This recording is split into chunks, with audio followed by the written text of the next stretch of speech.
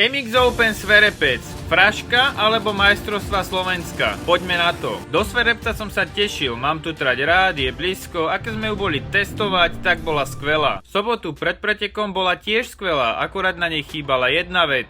Voda. Vyzeralo to ako púšť. Povedal som si, do večera to hádam poriadne zalejú. No, večer síce začali polievať, ale rovnaký efekt by som dosiahol, keby som sa tam proste poriadne vycikal. Ráno to bolo ešte horšie. Trať bola absolútne suchá, veteráni po tréningu čistučky, žiadne koľaje, nič. Vedel som, že to bude asi zlé. Prvý tréning aj kvalifikácia to potvrdili. Ísť za niekým, čistý prach. Drážku na trati by ste hľadali lupou. 1-2 náhodou vyjazdené a inak betón a prach. Katastrofa. V kvalifikácii som skončil 11. Po kvalifikácii to na rozprave pekne vrelo. Jazdci aj rodičia oprávnene nespokojní. A čo na to usporiadateľ? Nalial vodu na ten vyleštený betón. Efekt čistý ľad. Ísť na tom celkom o hubu. Rozumiem, že nič iné neostávalo, ale zas sa vraciame k tomu, že v sobotu to bolo úplne suché a to je ten problém. Povedal som si, trať je rovnaká pre všetkých, ale to, čo sa dialo pred štartom prvej jazdy, čistá katastrofa. Ísť zavádzacie kolo pomaly a nič nevidieť, fraška. Po slovnej prestrelke po zavádzacom kole išli poliať tie kritické miesta. Výsledok? Pokropili aj tam, kde absolútne nemuseli a hasiči tí polievali na jazdy a dopady skokov. Žiaľ, rozumiem, že to nemajú odkiaľ vedieť, ale má im to vysvetliť niekto kompetentný. Prvé kola?